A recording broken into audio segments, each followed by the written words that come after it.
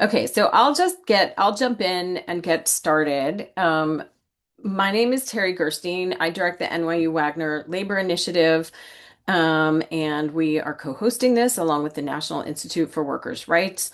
The NYU Wagner Labor Initiative tries to help government work better for working people, particularly through helping build the capacity for more and better enforcement and policy at the state and local level.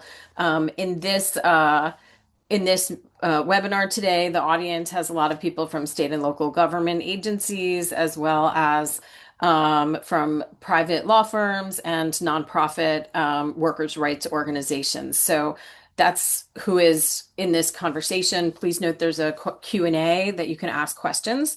I'll pass it on to Jason Solomon, who has been my co-conspirator in relation to this project, and he'll share an introduction and the roadmap for today, and then we'll jump in with some slides. Thank you, Terry, and thanks everyone for being here, taking time out of your busy days.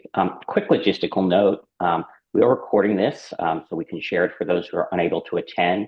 We're not sharing it publicly, though, or otherwise posting about the event on social media so that we can keep this discussion among friends for now. The plan for today, I'm going to say just a few things now to frame the discussion. Then I'll hand it back to Terry, who will walk you through the key ideas in the white paper so you have a sense of the model. And then we're going to have discussion with our panelists here from both the public and private sectors who have used this model. I will ask them some questions and we'll take questions from you in the Q&A. So if you do have questions, please put them in the Q&A, not the chat, and feel free to put them in as soon as you think of them. We can address some in the Q&A directly and we'll discuss some of them later. So this white paper arose from conversations in the last few years about the workers' rights enforcement crisis in this country. Put simply, it is too easy for employers to violate workers' rights and too hard for workers to get justice. That's the central problem that our organization, National Institute for Workers' Rights, is focused on. And I know it is a big part of what Terry's organization, the NYU Wagner Labor Initiative, is focused on as well. And of course, this is part of a bigger problem in this country, that of too much corporate power over our laws and how they're enforced, and too much corporate power over our markets, including labor markets. So what does this workers' rights enforcement crisis mean for people's lives concretely? Well, there are many dimensions of that. If you think about discrimination, you're talking about people getting paid less for doing the same work as their coworkers for reasons having nothing to do with how hard or how well they work. We're talking about people being unfairly excluded from good paying jobs that they could do well if they just had a shot, people being fired for a routine mistake when other people would be given a second chance. And what could creative solutions for addressing the crisis, like what we're talking about today, mean for people? Well, if you think about wage theft, people working in construction or retail or sales, waiting tables, we're getting some kind of recovery can make a real difference to folks who are trying to pay for health insurance, afford car payments so they can get to work, or make next month's rent at a time when we know many are struggling with affordability. Of course, I know all of you here today are doing this work already, helping people in this way. And the question we're raising with this discussion and this white paper is, are there ways we can do even more to help more people who need it? Before I turn it over to Terry, let me say Terry and I are co-authors of this white paper, but it's very much informed by prior conversations, including with some of you. And I want to also call out our former fellow, Asher Morse, who did the heavy lifting in research and writing this. So thanks to him as well. Over to you, Terry. Thank you so much. So I'm going to share my screen and go through a PowerPoint, and that way we can all can you see the screen? Yes, it's working. Excellent. I love it when the technology works. And so one initial point I also want to make is that although our focus in this is workers' rights, because that's what we do, this model and sort of the learning and analysis and insight can also be relevant for other areas where there's insufficient government enforcement. So I'm going to start with the takeaways. The three takeaways are: one, that engaging outside counsel using contingency fee contracts can be a really powerful force multiplier and allow government agencies to bring cases they otherwise would not be able to bring. Two, that careful and intentional implementation can avoid some of the potential pitfalls related to this model. And three is that We are not inventing something new. There are many, many, particularly state AG offices, but other agencies as well, that have used this model in a range of different subject areas, including in relation to workers' rights. And their experiences give us some guidance for implementation.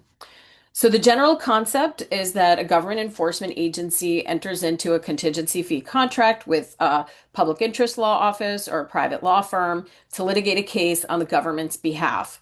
The government doesn't pay anything out of pocket. The law firm or public interest office receives money only if there's a successful resolution in the lawsuit or a successful negotiated settlement. The law firm, in many cases, is paid attorney's fees separate and apart from the recovery.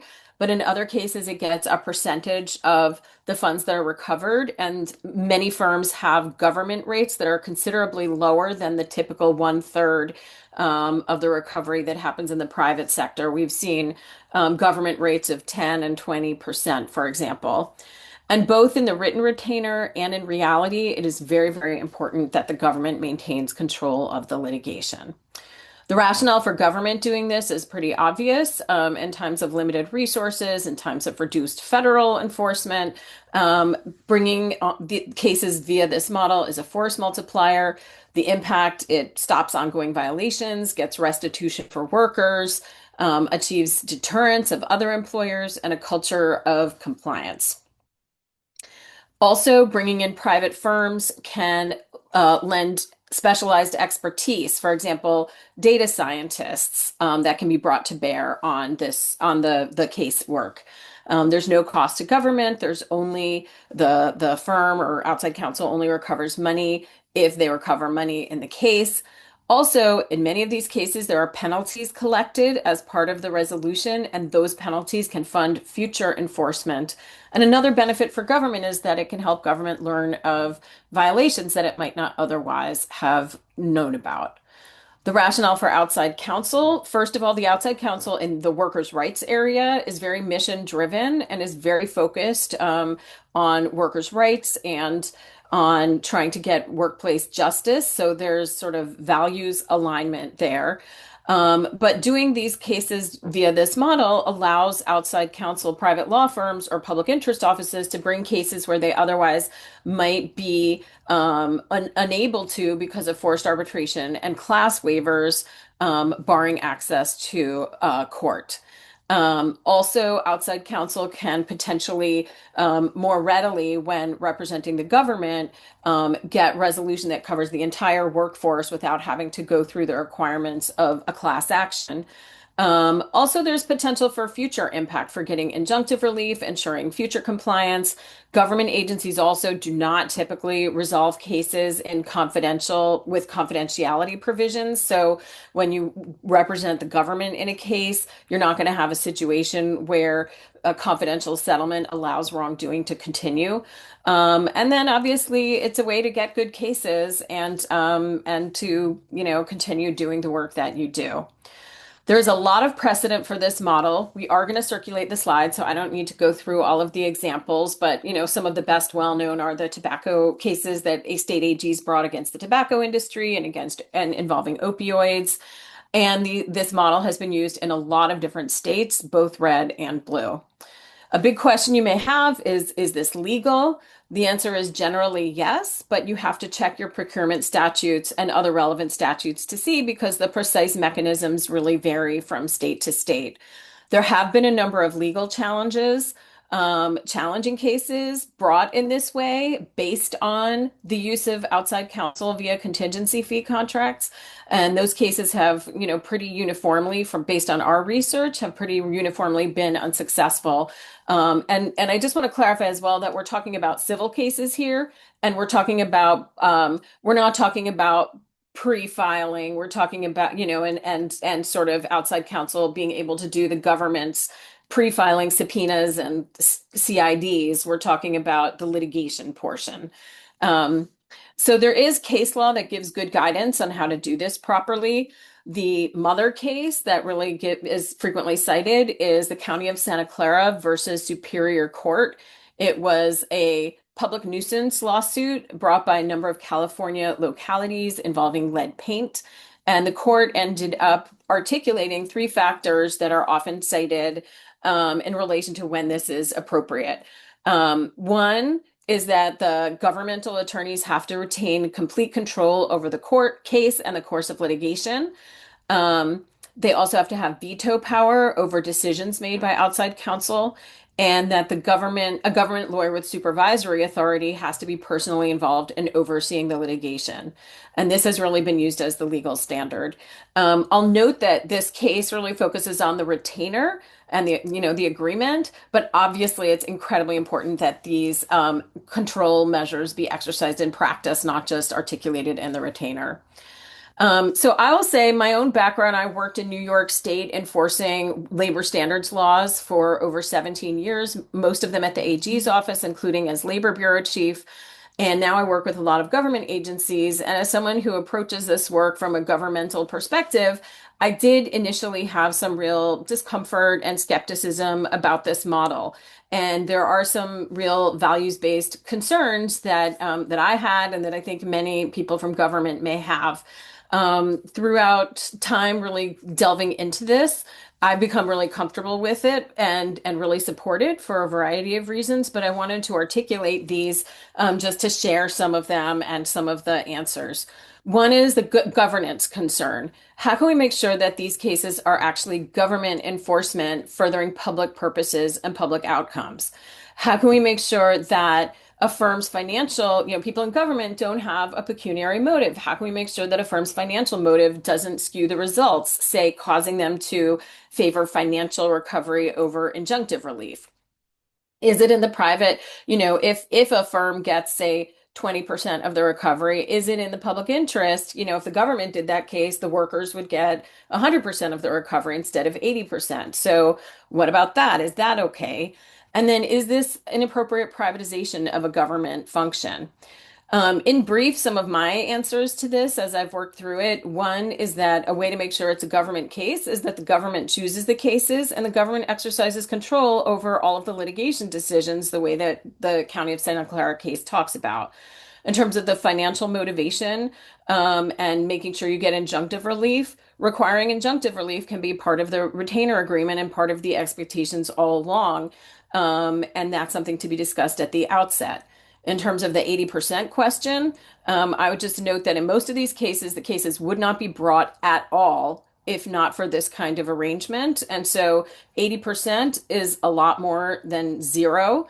And an employer having to pay money also leads to deterrence and future compliance. And then the question about privatization, the way that I think about this is that these laws, the anti-discrimination laws and wage and hour laws, were never intended to be enforced solely by the public sector and the government. They all have private rights of action that suggest, they were intended to have public interest lawyers and private law firms involved in bringing these cases. And in fact, it's only because of forced arbitration and class waivers extinguishing so many claims that we are in this situation. And really, it's forced arbitration that forces the claims into a private arbitral forum instead of publicly an open court.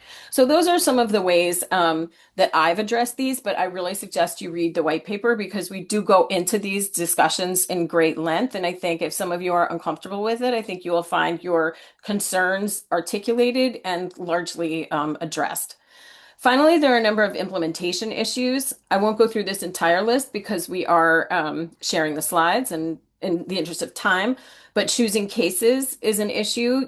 Typically you want to have a defendant or a target who is solvent and also that fits in agency priorities and typically a complex case that the government can't readily do itself. Selecting firms, having some transparency and fairness in the process is very important.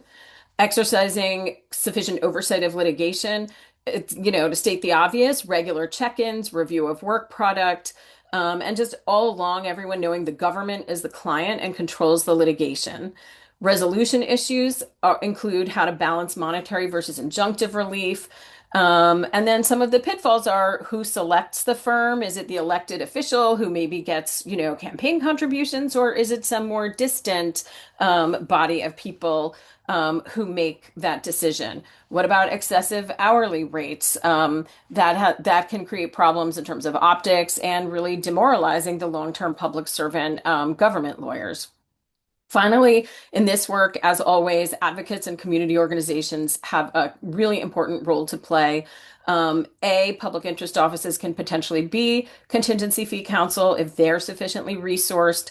They can also flag cases. They can help maintain contact with workers and witnesses. And they really play an enormous role in government enforcement already, and I think in private sector enforcement already. And so, civil society, nonprofit advocacy, and workers' rights public interest organizations have a really important role to play in this. So finally, just like, please, please read our white paper. You will find it's almost going to be beach season. You will find it is a total page turner.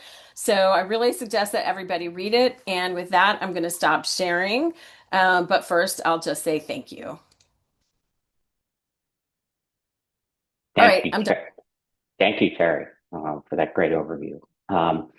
So we're now going to turn to our panelists to discuss some of these issues in depth, and then we'll take your questions as well. So let me quickly introduce our panelists. Ryan Smith is a Divisional Deputy City Solicitor for the Affirmative and Special Litigation Unit in the City of Philadelphia Law Department, where he's overseen the hiring of outside counsel to bring cases against employers who violated Philadelphia's Fair Workweek law. He's worked in the law department for almost 4 years and worked in the Pennsylvania Attorney General's office for about 4 years before that. Sally Abramson is a partner at Worman Salas and based in Washington, D.C. She successfully litigated a wide range of wage and hour cases on behalf of service employees, among others, and achieved landmark settlements in disparate impact discrimination cases. She is one of the lawyers who Ryan hired and worked with, along with Sarah Shulman Bergen, who may be here today, and Ryan Hancock, to help workers recover compensation for unpredictable scheduling under the Fair Workweek law. Christina Brandt Young is counsel to the director of the Division of Law in the New Jersey Attorney General's office. She's worked in the New Jersey Attorney General's office for almost 4 years, and in that capacity has worked on their outside counsel program, among many other things. Before that, she was a public interest lawyer for disability rights advocates, Legal Momentum, and the New York Legal Assistance Group. Christopher McNerney is a partner at Outten and Golden, based in New York. His employment practice includes litigating systemic civil and workers' rights issues, including challenges to the illegal use of criminal and consumer credit checks during the job application process. And he has worked on several employment cases, both wage theft and discrimination, with state attorney generals and other governmental offices. So let's start then with the question of why you decided to use this model, if you're talking about from the public side, or take on these kinds of cases from the private side. And when we're talking about this model and thinking about government agencies, of course, hire outside lawyers for various things all the time. But what we're talking about specifically is hiring them to do workers' rights cases on a contingency fee basis. So, Ryan, why don't we start with you, if that's okay, on why you decided to use this model? Yeah, absolutely. Thanks, Jason. And thanks, everybody. Glad to be here. So in Philadelphia, we have been using outside counsel on a contingency basis for a long time with success in other areas. So we looked at the model of, as you mentioned, Terry, tobacco. We're using them in opioids litigation. We also use them we have several firms who monitor securities litigation for us. So like the city pension fund is frequently a plaintiff in those cases. So we thought, maybe a decade ago when the Office of Worker Protections was created in Philadelphia, that we were going to be able to expand their capacity through contingency fee counsel, especially in the specialized area of our new Fair Workweek ordinance. So for those, most of the folks on this call probably know, but there can be complicated scheduling requirements, notice requirements, offers of available work requirements, and it requires a lot of crunching numbers to calculate damages and to even identify violations and then to calculate damages and credit employers for, say, worker approved, signed off schedule changes, right? It's not just every schedule change after the date that counts. So we decided to use contingency fee counsel as a force multiplier. Under previous administrations, when the law was new, we were sort of, responding to complaints and finding that we were playing whack-a-mole with individual complainants, individual locations of businesses. Our ordinance covers large employers and chains. And so we found that frankly inefficient, and we needed the resources of a firm, or a nonprofit partner. But in this case, we identified the expertise of Sally, Sarah, and Ryan, Jason, as you outlined, um, that they were doing this in other cities that had these laws before us. They knew how to do it. And so we saw that as, instead of being able to do one-offs, we could, for example, take a complaint and that our Office of Worker Protections received and investigate the practices of an entire chain within the city, right? So every location within the city, rather than looking at 2 or 3 months of data, we could look at 2 years of data, which is our statute of limitations at the time. So we really saw it as expanding our the scope significantly of what we could do. And the second thing is that we intend to build capacity within our Office of Worker Protections and the law department to do this work. And our outside counsel partners have been great at helping us, um, you know, work with the data, understand how they view these cases, how they prosecute them in the private sector. And thus we've been the beneficiary of their expertise in that regard. So that's really the genesis of it. Was we couldn't do the work to the scale we wanted to, and decided that we would use, as Terry calls it, the force multiplier of contingency fee counsel. Great. Thank you, Ryan. Sally, why don't we turn to you, since you worked on these Philadelphia Fair Workweek law cases? I mean, from a private sector perspective, um, the recovery that you get in these cases is often lower than what you would get if you just did private cases. So curious about why, from kind of a business perspective, viability perspective, you decided to take this on. Yeah, I mean, I think in all areas of employment law, particularly class action, are feeling kind of cut out at the knees with the arbitration agreements. And particularly with these strict liability statutes, that you either comply or you don't, basically. Um, there are quite a few employers, nationwide employers, that just don't even make an effort to comply. They just waive their arbitration agreement, which means, in the private sector, you can get one person recovery, but you can't do anything on any kind of systemic basis. And so, I mean, I think people are attracted to this work. Obviously we have to be compensated, but the force behind what we're doing is that we want compliance with these laws that are going to protect workers. We want to partner with the government. We want the government to be able to robustly enforce this, both on their own and, in partnership with us. And so I think Terry, it's in the white paper too, just, there is recovery. It's not as much, but it's very much aligned with our mission in getting compliance with these laws. Great. Let's go back to government and you, Christina. Why did you decide to do this model for workers' rights? I agree with Ryan that the force multiplier effect is important. And historically, I think that I can point at a couple of things.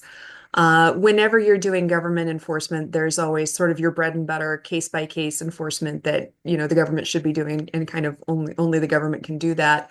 But there is also this realm of impact work, as Ryan described. And in terms of thinking about that impact work, we had some statutory changes in New Jersey that really strengthened our misclassification laws. There's a whole suite of laws over a couple of years.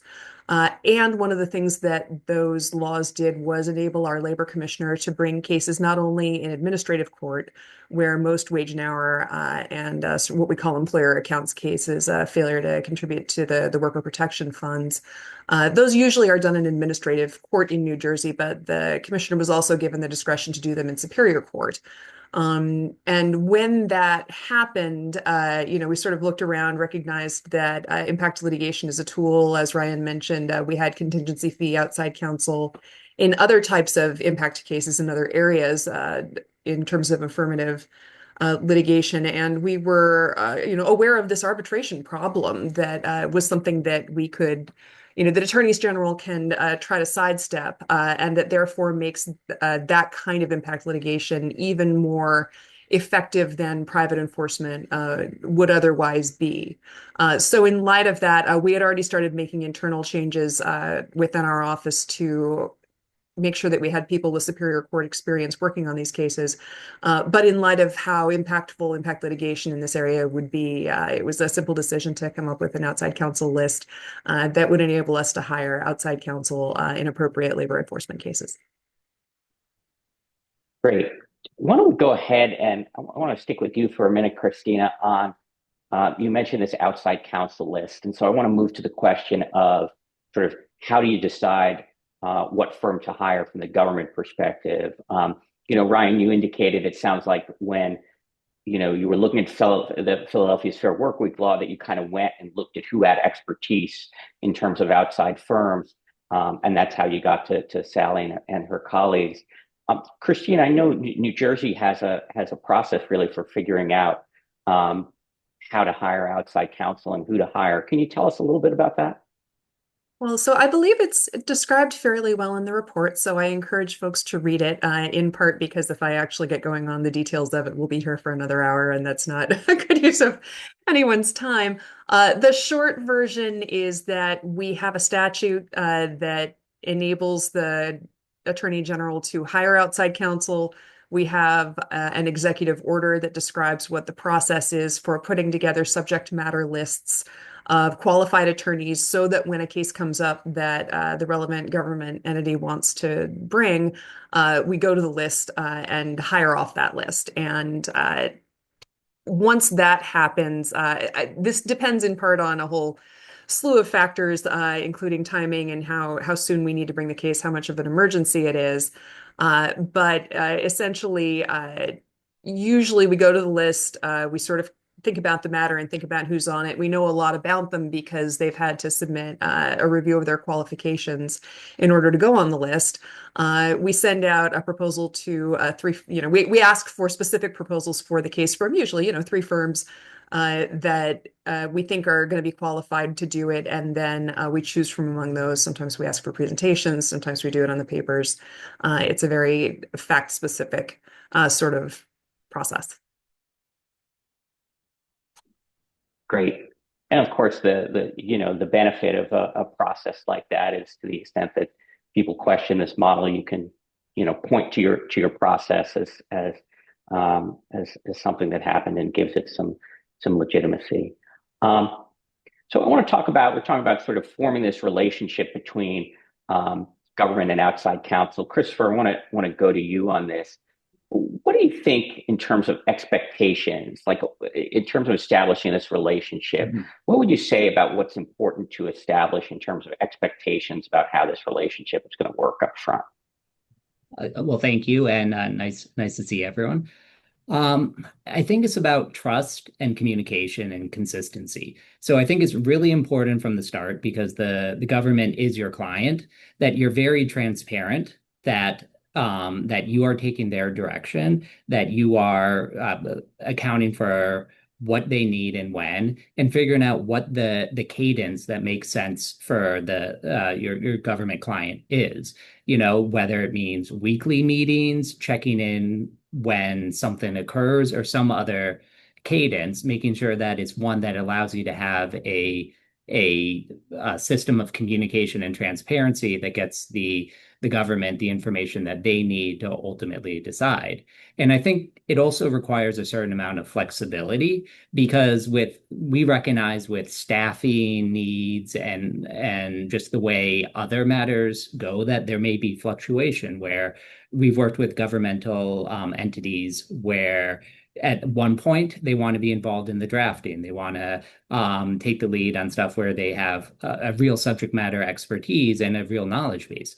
At other times, they're just stretched too thin, and it's time for us to, step in and handle everything, right? And having that flexibility that's predicated on those initial conversations and that transparency that everyone is aware of what is happening when, that allows you then to adjust as needed. And I think that's something that, sort of the partnership allows, is that flexibility, and for a governmental agency to take on a case knowing that regardless of the latest, executive order that comes down from the federal government that they need to address or what have you, that we're still there litigating the case and taking care of sort of the enforcement obligations that otherwise might be have stretched resources because of everything that's going on right now, especially in this moment. Great. Sally, anything to add from the private side about establishing expectations? No, I think our practices are pretty aligned with Christopher's. I think having regular meetings have been crucial to keeping everyone on the same page and really understanding what the client wants and what priorities the client has. And I echo the same, the flexibility of sometimes it makes sense for the city to do the first leg of the work. Sometimes it makes sense for us to, and that's a conversation and that's directed by Ryan and his colleagues at the city. Great. Ryan, how about from your end? Anything that you think is important in terms of establishing expectations up front? No, I think they covered it well. I'll just add briefly that I think one thing that private counsel might not always be familiar with is the level of sort of categorical or bureaucratic approval needed for government work. And so it's not like, hey, let's get in touch with the client representative and fire this letter off. It's like, hey, I have to turn this into my supervisor. I have attorneys working with me on this. I need everybody's input and feedback, and I need sign off. And depending on what it is, if it's, depending on whether this is a new area for us, which for some, I think governments, this will be, maybe it needs to go to your elected official, which is like, a whole other can of worms in terms of getting approvals to start something new. And so for private counsel folks who might not be familiar with that, I think that was an early part of our discussions, and probably Sally and her team learned quickly when we were working through negotiating a contract how that works. But that's something in terms of expectation setting that I think we've worked through, and we have a good relationship now, but was maybe surprising at first to outside counsel. Great. If Let me move to another. not, as someone who used to work in the nonprofit sector suing government entities and then moved over to the government as a litigator in my prior life, I would always be appalled by how long approvals took as you were trying to negotiate a settlement. And I would ask, like, why does it take so long? And then when I moved into state government, it was like, okay, on the one hand, I see that it does in fact take that long, but it doesn't make it any easier. It's just truly astounding, and it actually is necessary. Governments are big, and it's very hard to move a battleship on a dime, and you want the approval and buy-in of all the many stakeholders and parts of the process. But it is not fun when you're trying to turn in a brief or make a decision. And so I agree that people should be prepared for that. If I may pipe in, there are just a couple of other things that I would encourage folks to be prepared for. One of which is that the paperwork for establishing a retainer in the first place is voluminous. It's established by state procurement law. You will be disclosing whether you're doing business with Iran or Russia. It's a lot.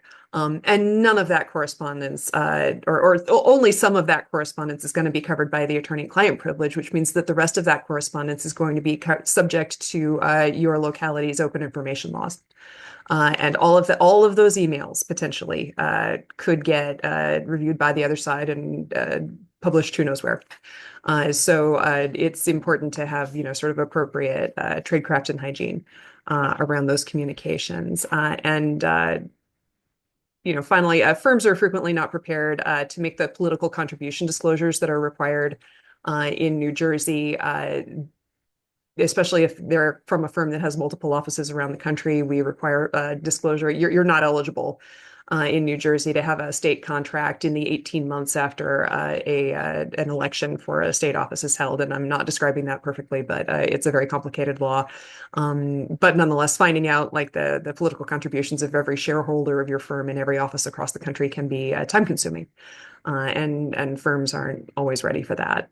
So it's important to that, and that's part of why we have lists, so that folks don't end up getting hired until we know that in fact they can start work soon.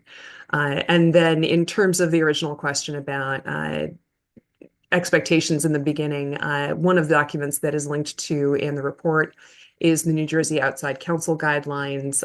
These list the expectations for activities and tasks and supervision and confidentiality and how to identify a state conflict and what the state conflicts are. It has a lot in it and may provide a useful guideline or checklist as you're trying to build expectations early in a case. Yeah, just quickly on that. Sorry, Jason. I think that's a great point. And thinking about the type of case and just going through those initial conversations about like, is it going to be an expert heavy case? If it is, what involvement does the AG want or need to have in, the communications with the selection of, and just planning that out from the start, I think can be really valuable just so everyone's on the same page. And similarly, when there needs to be those layers of approval, just figuring out, okay, so the deadline is this day. When do we have to get you the motion? And just building that all out, like just having all those discussions up front is just, I think, enormously helpful and really cuts down on sort of the agita and angst from all the parties. Great. So we've been talking a bit about kind of the government kind of going out and seeking outside counsel for cases. But of course, sometimes government government agencies get cases. In other words, a private lawyer, a nonprofit, or a union will bring you cases and say, hey, you ought to bring this case and we want to work with you on it. I'm curious, for those of you who have been part of those conversations, what you find, how those conversations can go kind of more or less well. Who wants to start on this? Christina, I see you smiling. You want to start on this? In terms of bringing impact litigation, we get reports and referrals and suggestions for investigations and introductions to witnesses from all sorts of outside organizations. Again, I used to do that when I was in the nonprofit sector. I would, suggest cases and introduce people to the government all the time. And now that I'm in government, we do the same. We should be meeting with our constituents frequently and hearing what they have to say about enforcement. It's how we find out what's important. That goes to case ideas generally and cases that the attorney general or the relevant commissioner may want to bring. Sometimes attorneys very specifically suggest and propose cases that they would like the attorney general or the commissioner to bring and that they would like to be the attorney for. And we accept those proposals. Sometimes we agree to bring those cases. Sometimes those turn into retainers. We would hire the right kind of nonprofit to represent the state in the right kind of case as an attorney. But it can be difficult for nonprofits to act as the state's attorney because attorneys have an ethical duty not to criticize their clients in public. And sometimes a nonprofit needs to retain the freedom to do that. And if that sort of public advocacy or policy advocacy is something that's important to your organization, it's incompatible with the role of being the attorney for the state. So, that's something that has to be figured out on a case-by-case basis. But I do want to, and anytime anyone thinks that their government, again, I say this as a government representative and as someone who used to advocate for the government to do this. If you have an area where you think the government should be litigating and enforcing more, you should tell them so. Great. So I want to take a question from the audience. Nancy Chupp, thank you for the question. Typically, how well developed is the case before outside counsel is hired? Is it expected that the enforcement agency conduct intake, do normal vetting, et cetera, before hiring? Ryan, how has that worked for you on these cases? Yeah, The short answer is that it varies. So there are cases that like Christina was just discussing, that are pitched to us. There are also cases in which we have received a complaint and we've worked up our own investigation, and we realize that based on the practices of the employer, this might be one that's worth expanding into all locations of the employer, or taking a closer look at their practices, at least citywide.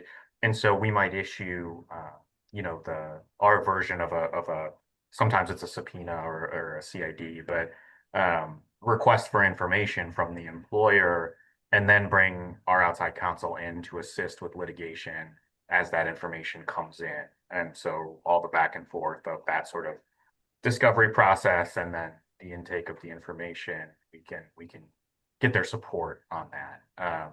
So it really depends. Some of them are pretty well, worked up, at least for as to the individual complainant or location, and some of them are more like the pitching of that outside counsels do to government all the time. Got it. All right, let's go to the actual sort of conducting of the litigation, and how that goes. I'm curious what are challenges that have come up during the course of litigation, and how you handle them. Of course, I'm referring specifically to challenges in the relationship between the government and outside counsel, where perhaps there's a difference in opinion on how to proceed or something like that. Sally, I know this may be a bit awkward for you because Ryan's just sitting right there, but sounds like you guys have a trusting relationship at this point. So you want to start? Yeah, I mean, I think, in particular in the workers' rights, I don't know that this is a challenge, but it's a different gear. I'm not like, we don't represent corporations. I'm not used to having sophisticated legal counsel as my client. That's not a challenge. It's just a different type of relationship.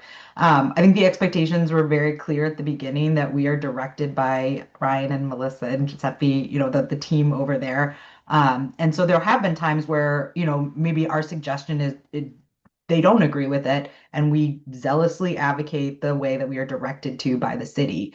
I don't think there's been any, I mean, in general, I think we view the law very similarly and litigation similarly. I think Ryan did talk about some of the learning curves of also working with bureaucracy. So both of those are different, how you approach a sophisticated legal, government entity that has expertise in how government is run and expertise in a lot of ways that the local courts go, is different than how I relate to workers that I'm representing. And so, yeah, again, that's not like no, there's no like negative side to that challenge, but it is a different gear and a different way of interacting than my day-to-day practice had been.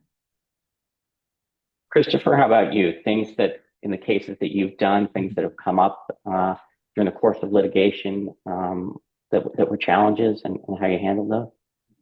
Yeah, I think I agree with Sally that it's about communication, right? The government is both your client and also a sophisticated co-counsel, and I think we've all had those relationships with like co-counsel where sometimes there are strong opinions in there, but you figure out how to resolve it because you're all aligned. And in this situation, it's the AG who is the client and gets the ultimate say. And so I think understanding that, it's clarifying, and it really cuts down on those issues because you will give your best advice as to how you think this should go. You will talk with your client. They may have a different view, and then if so, you implement it and you continue to have those discussions. And as you build trust in the relationship, as you're litigating together for a year or years, you start to know each other better too, so you know how to have those conversations even better. And I think you build on what worked, what didn't work, but I don't really see it as like a negative or a challenge. I think it's if anything, it's an opportunity to work with lawyers who are great, that you haven't worked with before, who have just a very different perspective coming from the government. And I think that can be beneficial for both sides. It's similar, part of the discussions are, it's fun to train junior lawyers. If there's like a junior, government lawyer who's never done like a big systemic case, like talking that through, figuring out how to get them deposition experience, and just having those discussions also can be really rewarding and I think helpful to the relationship.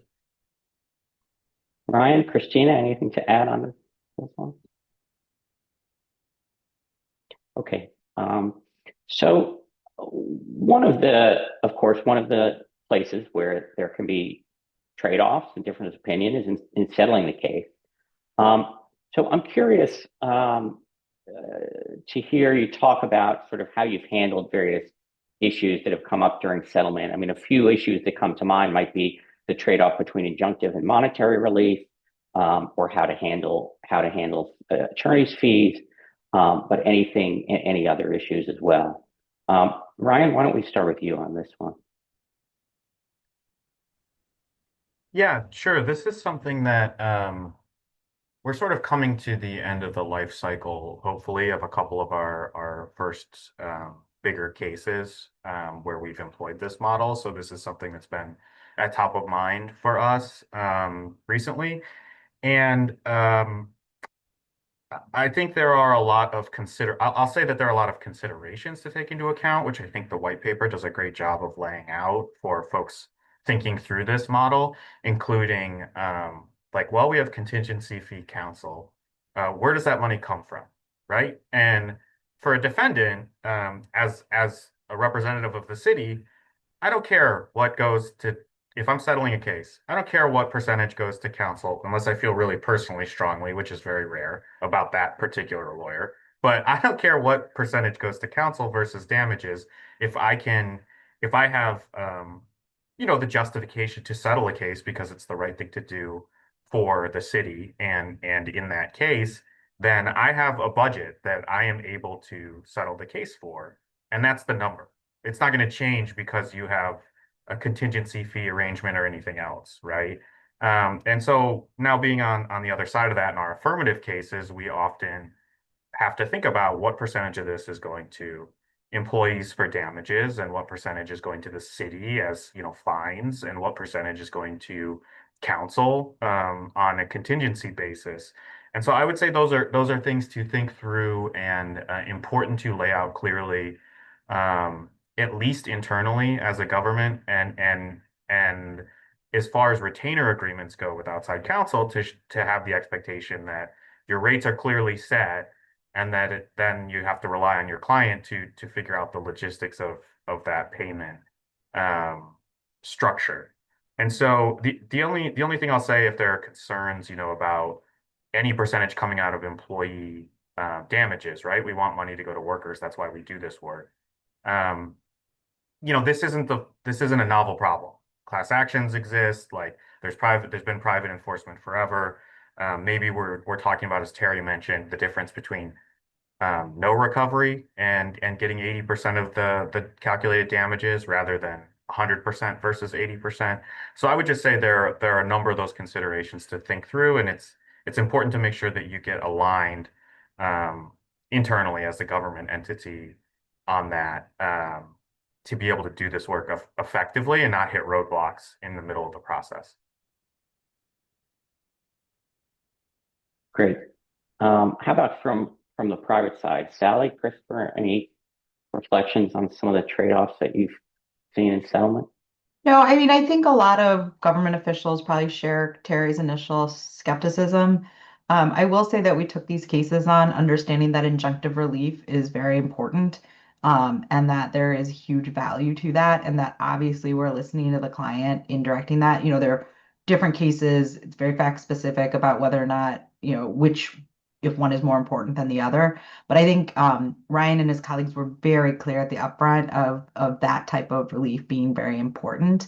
And so I think those expectations early on, it's a pleasure, honestly, to be able to have some ability to negotiate injunctive relief with some enforcement, because that's not something that's really available in the private sector.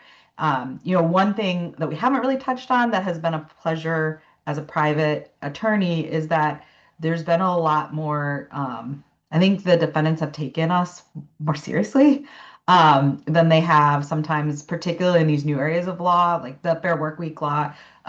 There were some initial hurdles in litigating those in the private sector that I have not seen when we get to say we represent the city.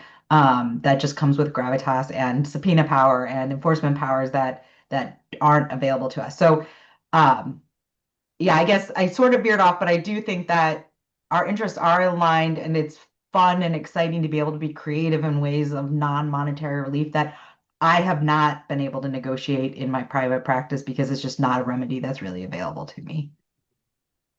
Yeah, Yeah, and I guess Terry, you I want to? just Oh, go ahead, Chris. Oh, go ahead, Christopher. yeah, I just add on, I've never seen fees be an issue. I think that's the importance of conversations, having it clear from the outset. When you're doing the damages calcs, talk about, um, what we were talking about, like the different buckets, what that looks like, and just continue to have those conversations. I think it's a real opportunity. I like to try to get programmatic relief in cases whenever I can, and it's another leverage point. And it's an opportunity for creative settlements. Sometimes it's an opportunity to be able to push for more money for the workers by the threats of something that you're not going to do. Other times it's a way to get to yes with some meaningful changes through the process. So I think being flexible, having those discussions is just really important. Yeah, Terry. I was just going to add as well that it's important too to be realistic about government enforcement and not have like some idealized view that it's always perfect. Government enforcers have, insufficient resources and are like, everyone knows I'm a huge believer. Anyone who knows me knows I'm a huge believer in government enforcement. But at the same time, it's not like really, really strong injunctive relief and monitoring is always included in every government resolution of a case. And in fact, like this tension might mean that you'd be even more likely to get injunctive relief in a case with a contingency fee outside counsel because you'd like have that heightened concern and would be sure to address it adequately. Whereas sometimes I think the money turns into the focus in regular government enforcement as opposed to the injunctive measures and ensuring future compliance. Yeah, Great. and Terry, just on that point, when you have a fee shifting statute that the government may or may not seek to recover from when they don't have outside counsel, that's another source of exposure and the damages calc for the defendant when they're assessing, settlement is another way, frankly, of like showing that the pot of money is bigger that the workers ultimately will recover from. So I think there's that additional both leverage and opportunity for a higher recovery as well. Great. I see Patricia Sesko has a question about relationships that worked well or less well. I think we've talked about how relationships can work well with good communication and regular check-ins and building trust. Um, how about examples, Christine? I may put you on the spot here because I know you have a broad view of the whole not the Attorney General's office, so you don't have to pick on workers' rights cases, but um, of cases where the relationship with outside counsel didn't go as well as one might hope, and why. I was hoping you were going to start off with cases where the relationship goes really well, and I can think of a Feel number. free to start there. Feel free to start Yeah, a there. number of relationships where those things are really, really uh, fruitful.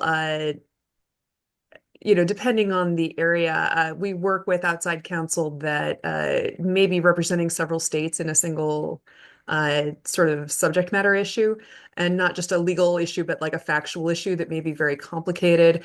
And on the one hand, that can lead to conflicts, if the states aren't aligned in their enforcement, and those conflicts can become a problem. But also, sometimes it means that those firms are just deeply, deeply sophisticated about litigating these issues, and we trust them implicitly. They tend to have adequately staffed teams. They're very responsive. They understand very, very well um, how long the review is going to take and how much they've got to do. But I mean, usually if they're good lawyers, they're like, it can if they're good lawyers with deep expertise, that relationship can just be really, really, really, really fruitful. Um, and that is awesome. In situations where I have seen problems, uh, The biggest issue is just not getting us drafts of things in sufficient time for all the layers of review. And then someone notices a problem and there's not time to fix it. That really is not fun. And another thing to be aware of is that, local law matters. It can matter in different ways.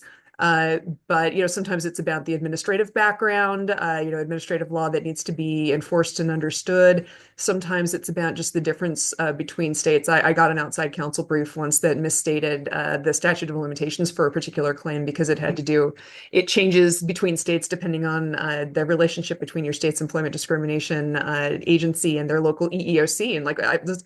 And I literally had to say to my people who were supposed to be supervising these briefs, look, I'm willing to educate my people, our employees, on what the statute of limitations is, but I am not paying outside counsel so that I can tell if you don't know what the statute of limitations is, I don't know why we hired you.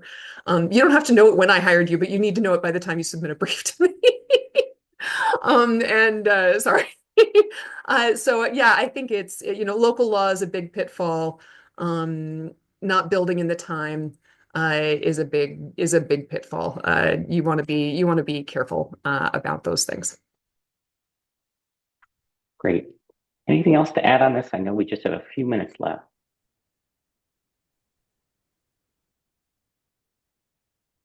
All right. Anything else before we wrap up that we haven't covered that any of the panelists want to add? I have a question for everyone, which is how would you get started? If you're a government agency, how would you get started? Or if you're a private firm or nonprofit that wants to do this work, how would you get started? And we only have like 2 minutes left. So like big picture elevator pitch of how to get started. Okay, Ryan. I can go first just because I'll be quick, I promise. I was gonna say that we're smaller and had a new Office of Worker Protection, so we really were starting from the ground floor. And what we did was we looked at models that worked in other areas to use contingency fee counsel. We looked at what our other cities and other states were doing, and we identified the needs internally before we started asking who could help with this. So in our case, it was our Fair Work Week law that was something that our Department of Labor had no experience with because it was a brand new law for us, and nobody at the law department had worked on it either, right? And so we said this is an area of need for us, and then we went from there.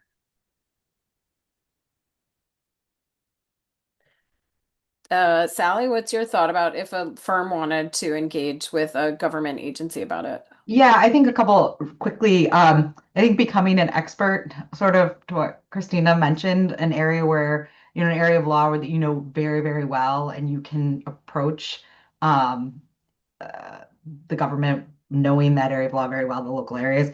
I think also, one thing the DCAG's office, for instance, sends out requests for proposals, making sure that you're on those lists, that you get those requests for proposals and submitting them. And then, one thing we've been doing, we'll see at other jurisdictions, is just submitting complaints, particularly where there's no private right of action, and representing folks through the administrative process so that the investigators start to get to know you and the lawyers start to get to know you. And when they look for outside counsel, you're on their radar. Great. Well, thank you to all the panelists for this great discussion. And thank you everyone for joining us. Please do read the white paper. And if you have questions, if if there are errors in the white paper, let us know, or things we should add. We could do a second edition. But in the meantime, if you want to continue to think about doing this and, need more guidance or thought partners or help in any way, Jason and I are available to talk about it, and the panelists as well can share their experience. And there's a lot of material as well, sample contracts, sample retainer agreements, and so forth in the white paper itself. So thank you so much for joining. We really think this is a valuable tool for protecting workers' rights. And we appreciate you taking the time with us today.